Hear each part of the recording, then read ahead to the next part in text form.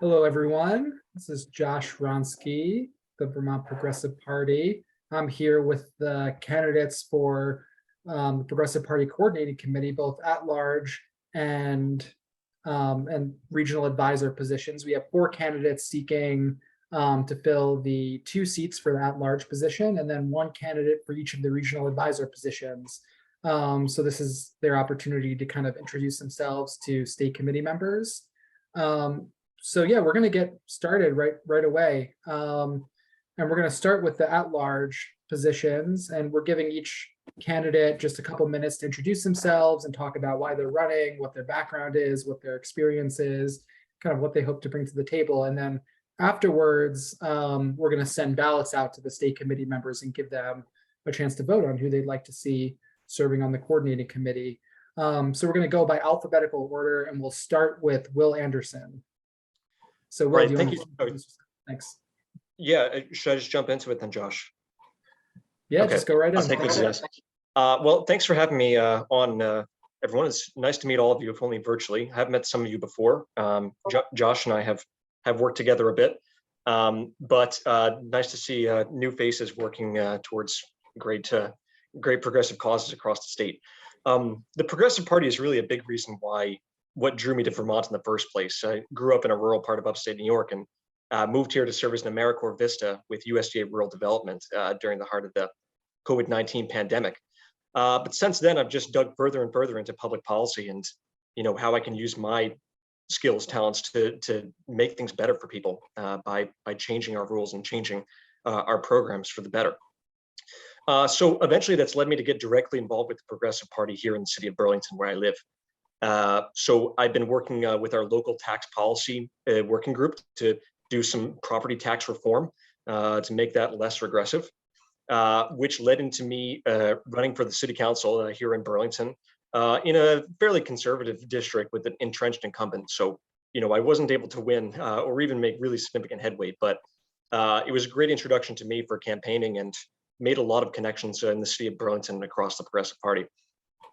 But perhaps what I think is most interesting to coordinating committee members that would be potentially electing me to join them is that I'm quite involved with state policy and interested in how we can change policy on the statewide level to really make a difference and really lead the way for the rest of the country on a lot of issues in which we fall behind. So right now I've been working with different legislators, progressive legislators on carceral reform, on trying to make our prisons more about rehabilitation rather than punishment, and the design of those prisons and how that plays into that. Working on housing policy, played a part just now in the Wood Amendment to try to influence, a purchase of housing, of temporary and emergency housing, rather than a voucher program, which is not sustainable. And what I'm really excited about is the work that I'm doing right now on universal primary care and the fiscal analysis that goes into that, which I think would be a big priority for me on the coordinating committee. I think that we're very close to being able to push this ahead as a party to get universal primary care, and that it's one of many dominoes to fall in this state, across the country, in terms of getting a public healthcare system that will really improve outcomes equitably for everyone. So those are some of my priorities. All in all, I'm a total policy nerd. I love data. I love economics. That plays into what I do for my work for the state government, plays into what I do with the Progressive Party, and I think I'd be applying those skills a lot on the coordinating committee. And lastly, I'd just like to note that another reason why I really want to be on this committee is because I feel that my fellow young people from the city of Burlington and its vicinity make up a really strong constituency for the Progressive Party, and would like to represent them on the committee and in the leadership of the party. I don't necessarily think that this constituency is the one that we need to grow the most, but it's where a lot of our electoral strength comes from my point of view. And I think that this demographic and my peers in the city of Burlington deserve some representation in the party leadership, and I think I can be really effective at that. So again, great to meet you all. If there's any opportunity to take questions about my thoughts on any of these issues, Josh, I'm not sure what the policy is for that, but I'd be happy to do so. By and large, though, I find the Progressive Party platform really resonates with my values, and definitely wouldn't be, stepping out of line or trying to take us in a different direction than where you all have been leading us for the past several years. So thanks again, and I really appreciate your consideration. Thanks so much, Will. And yeah, if we have time, we will have a chance for questions. And also, yeah, I think if folks are willing to do this, I can share contact information when we put out the ballots, so people can reach out if they have further questions individually. Okay, thanks a lot, Will. Appreciate that. So next up we have Lynn Barnes. Lynn, do you want to just tell us a little bit about yourself? Sure. Hi, it's so nice to be here and to see all of you here. Some of you I know, and some of you I look forward to knowing better. I'm interested in running for the seat on the COCO because I have a lot of experience in working with different progressive policies, and I'd like to really begin to focus more on local politics. Some of the things that I've done so far, I've worked on all of David Zuckerman's lieutenant governor campaigns. And when he ran for governor in 2020, I was the Mad River Valley coordinator for volunteer and campaign activities. I am also a member of the organizing committee currently, and we are working to grow the party and see how we can support our legislators. And as part of that, I got to go to the State House, and that was a really, really valuable experience. And when I came out of that, I felt really empowered and excited to be part of the Progressive Party and to be more involved. Some of the other things that I've done, I worked with Planned Parenthood on the Reproductive Liberty Amendment. I've done training in organizing with Rights and Democracy and have done direct action with them in DC around the affordable health care, and also in opposition to the overturning of Roe v. Wade. I have done direct action in DC with Center for Popular Democracy back when we were having the problems with the families being put into cages at the border. And also when the Supreme Court was hearing cases around taking away rights for LGBTQ folks. And so I've been out there in the streets, and I think I've gotten a lot of experiences doing that.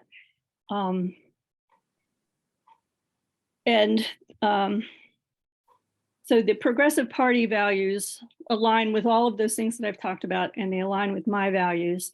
And I see this as an opportunity to take that experience and grow the party.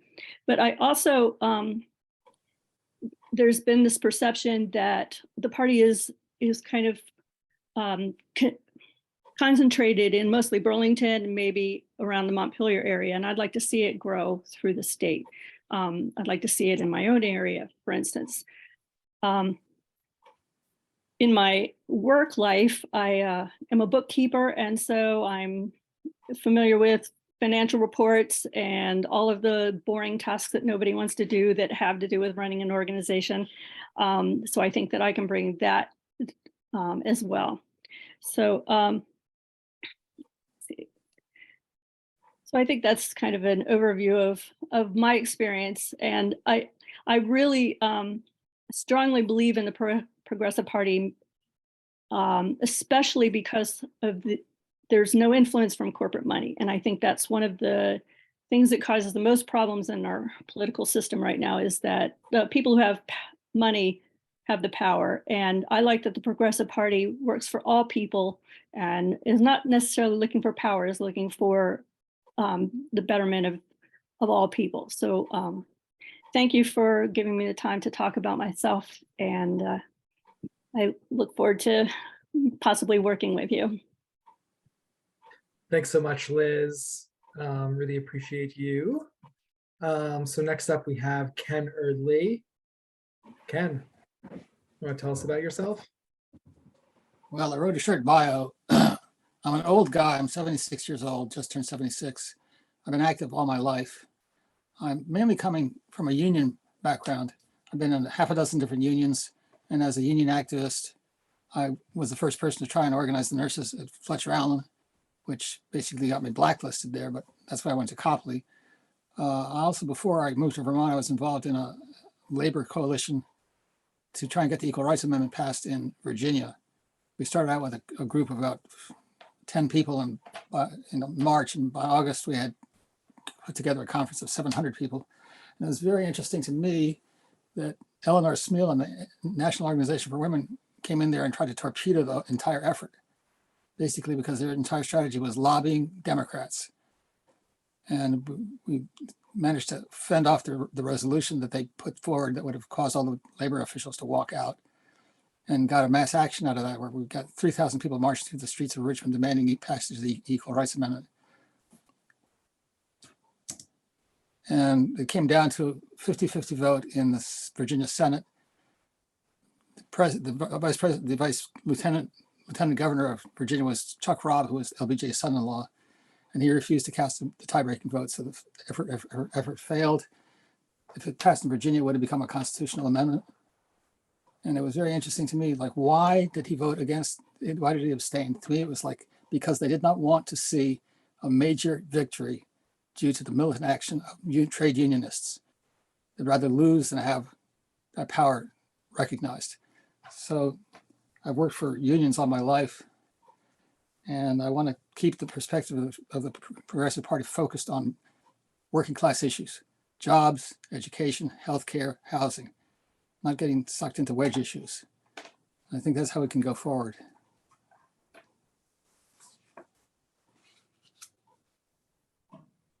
I guess that's enough for now. Thanks a lot, Ken.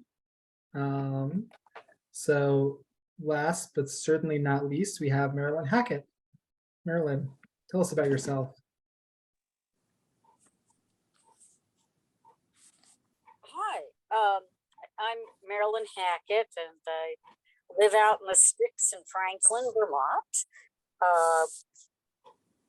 Like all of my proud progressive friends, I've got a strong background in lifelong participation and activism, as well as Vermont. My family's all from the Northeast Kingdom, or born there, except me. And I summered in Newport on the lake, family camp.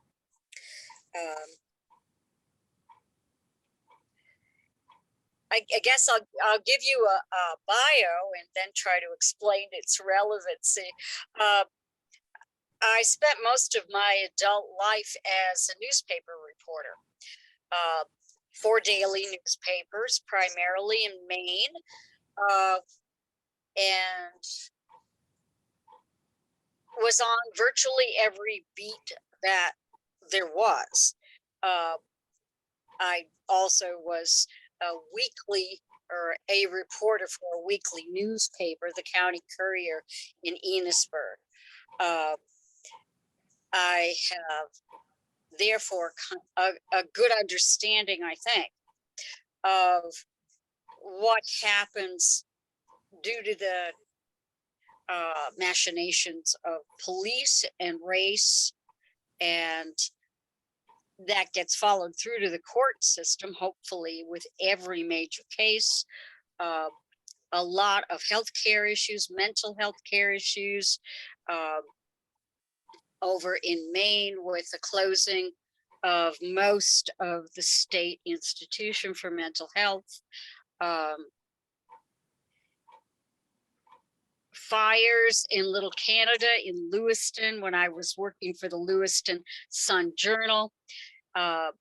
It's probably the first time I understood having light bulb moments when you see there's more fires happening in Little Canada, in those cold water flats down by the mills, much higher fire rate, that I learned to be able to spot issues.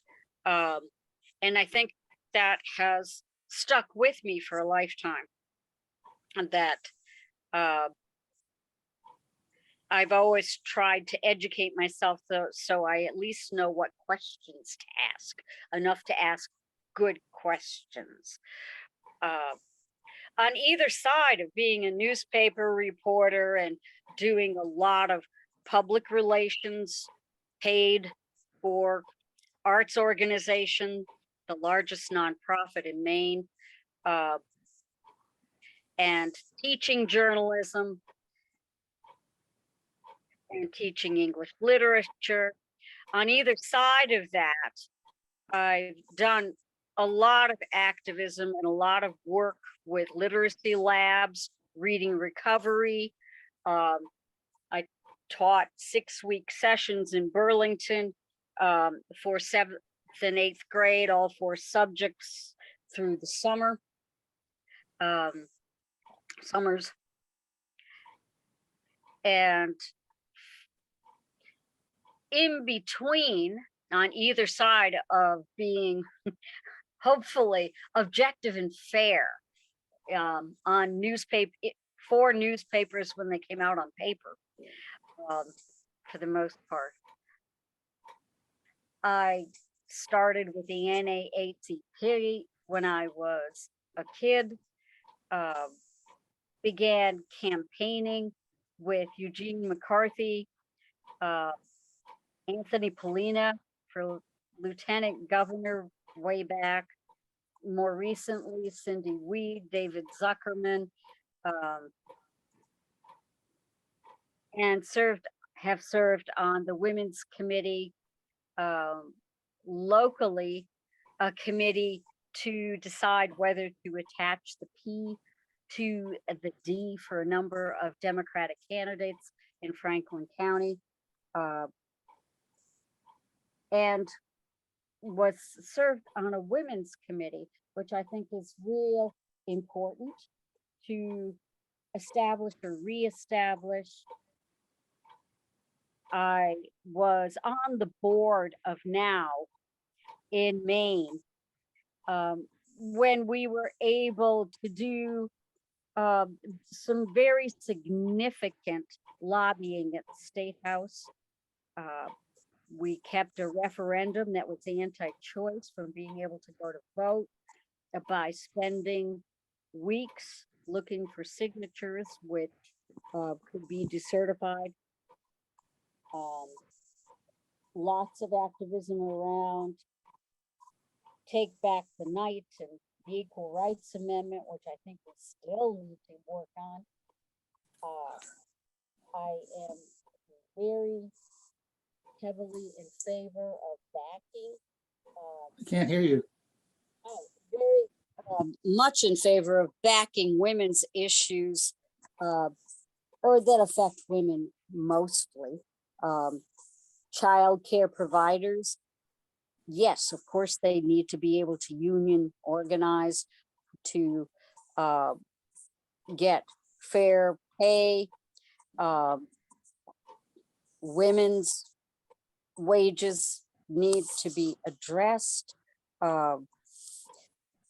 In education, I worry, having worked in many literacy labs, about how low our standards are. I'm not wild, as our platform says, about standardized testing, but when you get to 5th grade and you have a 45%, say, literacy rate in 5th grade, that's considered very good. In high schools, I worked in several high schools in Franklin County and in Chittenden County.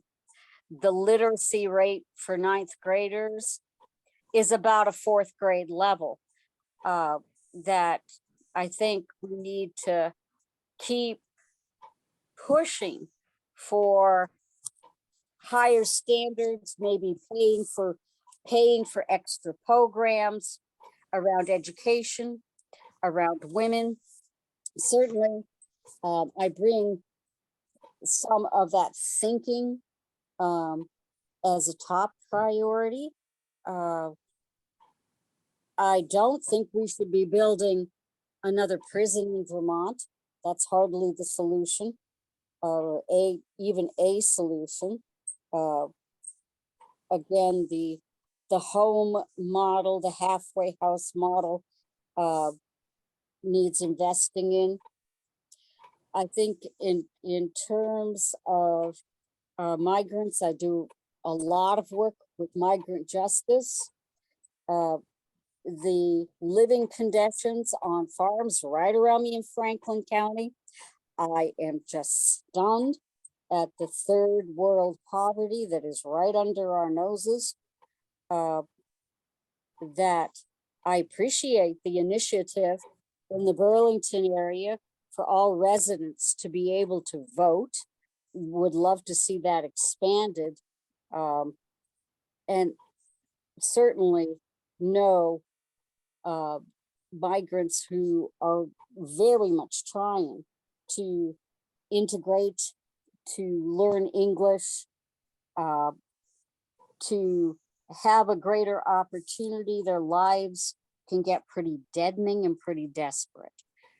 I've also done a lot of work with the American Civil Liberties Union, and of course want civil rights of all sorts to be on our minds, and have walked with the progressives in the Pride Parade. And known many women within NOW who felt that there was a divide between hetero and homosexuals, and they were and still are somewhat right about that. Somewhat, because it's improved, I think. But the ACLU and I brought a lawsuit to get the town meeting in Franklin to drop its openly Christian established prayer at the start of town meeting. I learned how much work, how much paperwork and thinking and effort it takes to bring and win a lawsuit based on civil rights. Perhaps we need to be standing behind legal aid agencies, and diversifying within the party is important to me. I've stood for a couple of years with Black Lives Matter protests in Swanton, Vermont, which was far more open to our thinking than I ever expected. But the names of the dead that we recited over the number of minutes that it took George Floyd to die is something I'll never forget. So certainly, after having been a daily newspaper reporter for many years, I can contribute, I'm quite sure, to anything that involves writing, bylaws, fundraising, letters, and I'm willing to be trained to do almost anything. Certainly, I've sat through every level of state meetings. I have a pretty good understanding of the system, have testified on anti-war issues in front of the Vermont legislature. I guess what I'm saying is I'm a worker and a believer, and grounded in Vermont, up here in the wilderness or farm wilderness of northwestern Vermont, and grounded in New England and Vermont activism, and very much delighted with the Vermont Progressive Party. Thank you. Thanks so much, Marilyn. So yeah, and this is a good time to remind folks. So we have 4 candidates running for the 2 open at-large positions. We also have 3 committees, 3 active committees or 4 active committees that meet either weekly, bi-weekly, and that's our communications committee. We have a fundraising committee. We have a bylaw change committee, and we have an organizing committee. So, I highly encourage if folks don't get elected this time around, plenty of opportunities to still engage with one of those committees. We'd love to have you. And also, we're going to have a new round of elections coming up in September. So this is filling our vacancies for the coordinating committee.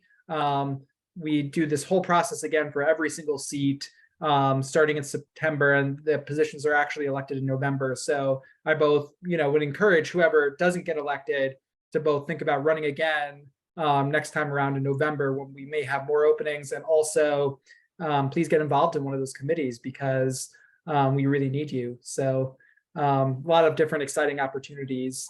Yeah, so that's all for our at-large position. We also are filling 3 vacant regional advisor positions. These are non-voting positions that are intended to ensure that we have regional diversity within the party. So we have 1 candidate running for each of those regional advisor positions. So even though none of those seats are competitive, we still wanted to give those folks an opportunity to just introduce themselves quickly. And the 3 candidates running for the regional advisor positions, we have Liz Plum for Southeast Region. We have Liz Vilskov for Southwest Region. And we have Jose Aguayo for the Central Region. I believe Liz is not present right now, but she did submit a bio, so we're glad about that. So yeah, let's start with Liz. Liz, do you want to just introduce yourself for a few minutes? Jose's name begins with A.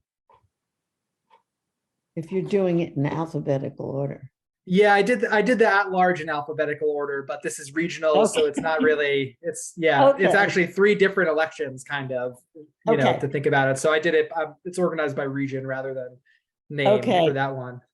So I was raised by 2 proud union member parents in a large union family. So I've always been very supportive of unions and have never been in a union. I was an occupational therapist and spent a lot of my career in nursing homes in Vermont and in the visiting nurse.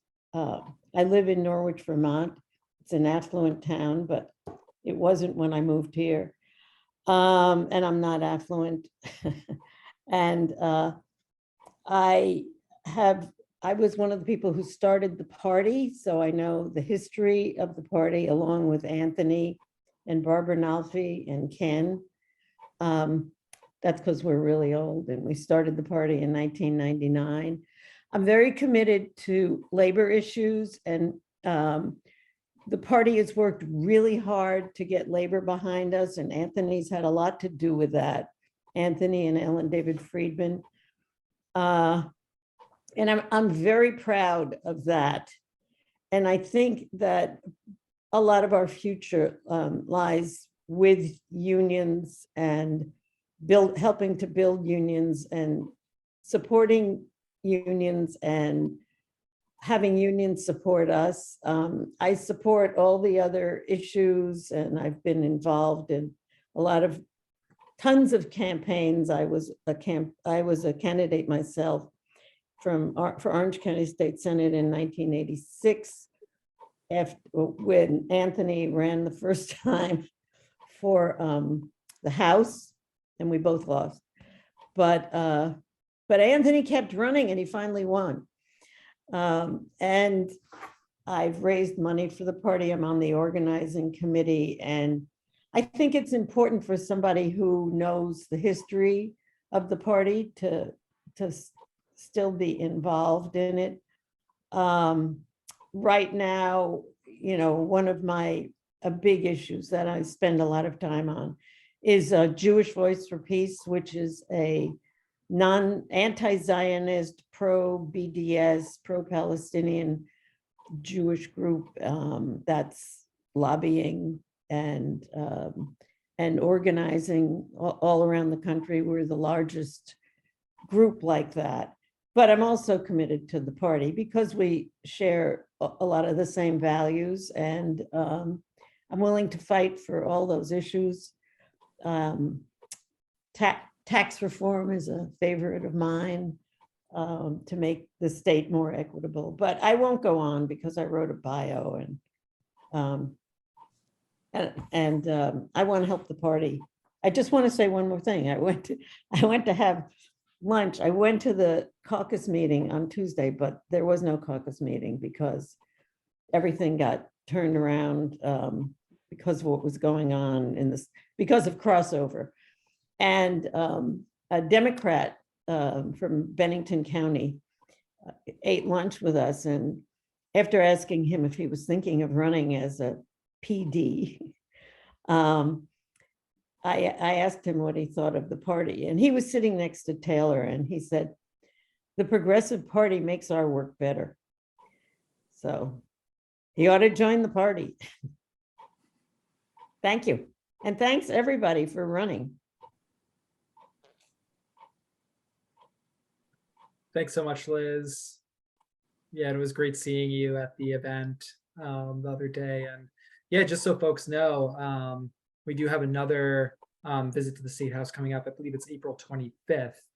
Those are great opportunities for folks to kind of come out, and in the past, they've met with Lieutenant Governor Zuckerman and our House Progressive Caucus, and had an opportunity to really experience what it's like to be in the State House and learn about, strategies for advocating for issues we care about and kind of what issues the legislature is fighting for. So, these are kind of skill building and exercises, and also ways that we're, helping our legislators, have more support in the issues that they're fighting for, because it is very lonely being a 5-member caucus in, the Vermont legislature when, we're really pushing for some big issues, and it sometimes feels like the whole world is lined against us. So it's good to get kind of people from outside the building in there to remind folks that there's a whole nother world outside of that building, and a whole bunch of people who are with us, even when the Democratic supermajority feels like, they're the most powerful organization in the world. So thanks, Liz, for joining. So yeah, let's give it over to Jose. Thanks, Josh. Appreciate it. I'm Jose Aguayo. I live here in Montpelier with my family. I have 2 little kids who are in middle school. I am originally from Mexico. I was born in Mexico City, but I grew up on Western Mexico in a farm, but my family farmed out there. I was educated though abroad. So I've worked and studied both in all of Canada, the US, and Mexico. In Mexico, I for a while was a journalist, and in fact, the current president was my beat. So kind of weird. That's how long I was there. He wasn't even in politics. He was just getting into politics. When I came up in Texas, I worked on various things. I worked at the legislature. I was a clerk for 2 committees. One of them, criminal jurisprudence, which sort of gave me a window into the influence of money in criminal justice and in injustice, and the privatization of detention facilities and transportation and everything they could put their hands in. And then later, actually, I worked with attorneys in many of the detention facilities, people who are on the list for as defense attorneys representing the folks who are detained. I also was crimes victims coordinator along a very large stretch of the border under a DA's office. And I've worked in journalism, and I taught at a college out in far west Texas, first generation kids in journalism, and I was the student publications advisor, and I taught a small journalism class. And here in Vermont, I've been involved locally also with the migrant issue with as an interpreter. In fact, we just finished an application for somebody just recently. But I've been involved with the party here in Montpelier and also in the county. I've the lieutenant governor's office also. David and I have driven around. I've chauffeured them in places, and I got to see the state a little bit and learn about the the importance of, for instance, as a link to this issue of migration, the importance of our dairy industry in Vermont, being one of the largest producer in the New England region, and really depending on the labor of a lot of these migrants who are here and who deserve certain rights. I'm also, I was Justice of the Peace. I just finished under the progressive sort of slate that was presented. And it was a really interesting sort of experience and insight into what's going on in the community as you participate in various boards and things like that. And it gave me a window into things. I've been involved. I was on the board of the Labor Hall in Barrie, and I got an opportunity, believe it or not. People really look to Vermont, not just in the US, but in other places. I ended up going to Denmark, and I met with labor representatives over there who were interested in something, and we had a discussion with them. That's really quite amazing to learn that people somewhere across the world had actually been looking at Vermont for certain things. I'm just interested in staying engaged and using some of my experience and learning from all of you. And I have a sort of somewhat extensive background in sort of the journalism area, and maybe I can apply some of that. I did work for a while with the world's largest public relations firm, setting up campaigns and things like that. So it's been a long time, so I'm sure everything has changed by now. But in any case, I know some of you, and I look forward to staying engaged regardless whether or not I'm in this position. I'm here in Montpelier, and I'm on the board of the Vermont Community Loan Fund, which has also given me, I just got reelected in my second term, and it's been a really amazing experience to see the struggles and difficulties that are out there. We half of the portfolio has to do with housing, and we're one of the few lenders to daycares in the state, and the struggles that they're going through, and frankly, the amount of them that went broke over the pandemic, and what is happening right now with inflation and interest rates and the problems that are causing in the state. So I'm interested in engaging in some of those things because I think they're of great importance to the future of the state. Thanks. Thanks so much, Jose. It's great. And yeah, so both Liz and Jose, these are not being contested, so they are the only candidates running for those seats. And then the only other person is Liz Filskoff, who's down in Rutland, running for the last regional advisor position. So she's not able to make it today, but she did send in her bio, which we'll send out with the ballots. So it looks like we have a.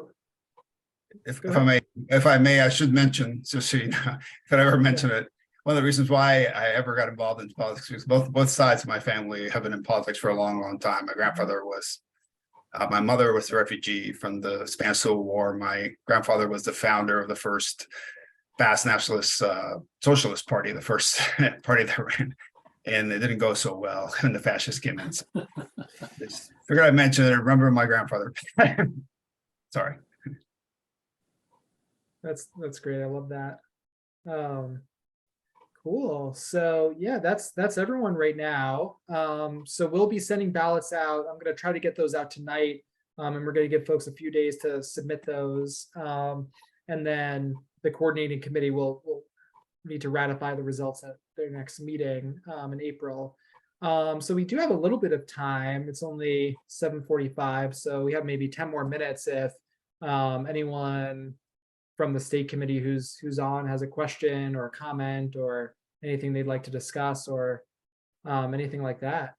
And yeah, I do also want to just throw out that both Anthony, Paulina, and Marielle and Jackie Stanton are all here, who are members of our coordinating committee. So it's a really good group. So thanks for joining us.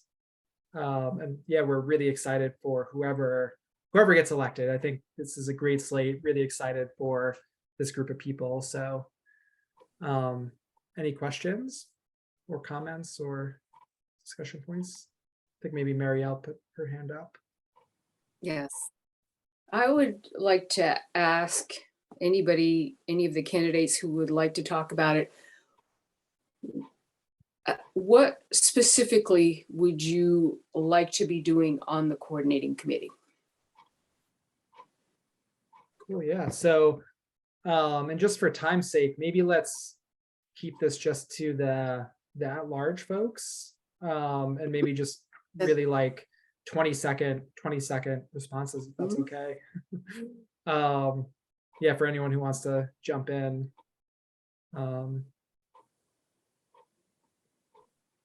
Yeah, maybe I'll start with, we'll go reverse order. So we'll start with Ken or Marilyn, sorry. Oh. Certainly communications, but I'd like to learn how to fundraise. And really I focus on that and how to see that it supports our candidates, especially the ones that run with a P at the beginning of their names or purely SPs. So I could use some confidence building or lessons on how to do more political PR. And certainly bylaws, that I assume involves language and policy. That's great. Thanks, Marilyn. And yeah, as I mentioned before, we do have a bylaw change committee. They're meeting every week through the month of April, and we are soliciting feedback on our current bylaws. So we'll be sending some emails about that. But the idea is that we're going to be putting out a slate of proposed changes at the end of the month to be voted on at our next state committee meeting. And we want to solicit feedback from folks on what they think should be in there. And our bylaws can be found right on our website, progressiveparty.org. So Ken, do you want to jump in and maybe just 20 seconds on what you're excited to do on the coordinating committee? Like how you're Well, excited to to me, engage? the most important thing is emphasizing class, not getting dragged into like petty bourgeois concerns. Or basically, the vast majority of Americans are working class. They have to get up in the morning and go work for somebody else. So we have to focus on outreach to unions, see if we can get them involved in coming down to the state house and seeing how things work, and basically building relationships within the union movement.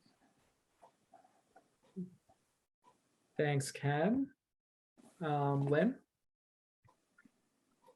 I would like to work on growing the membership of the party and getting people who are members to be more actively involved. Thanks, Lynn. And I know, especially like at the town committee and county levels, they seem to be dormant a lot. It'd be nice to keep it active even on off years. Awesome. Yeah, that's always that's a great goal. Will? Sure. Thanks for the question, Marielle. I would say what I'm most interested in for the coordinating committee is leading the way on policy issues and finding ways that we can be smart enough on our initiatives that we bring more and more people into the party. So universal primary care, progressive tax policy, progressive housing policy, housing for all. I think these are all ways that if we have smarter policies and are unified behind them as a party, we can bring more and more people into the fold, have them vote for us, have them run as candidates for us. So what I'm really looking forward to doing is kind of leading the way on finding ways to innovate with that sort of policy platform and using that to really expand our reach across the state and expand our voter base. Awesome. Thanks, Will. Okay. Anyone else? We have maybe time for like one more quick one if anyone has a question or comment or anything they'd like to share.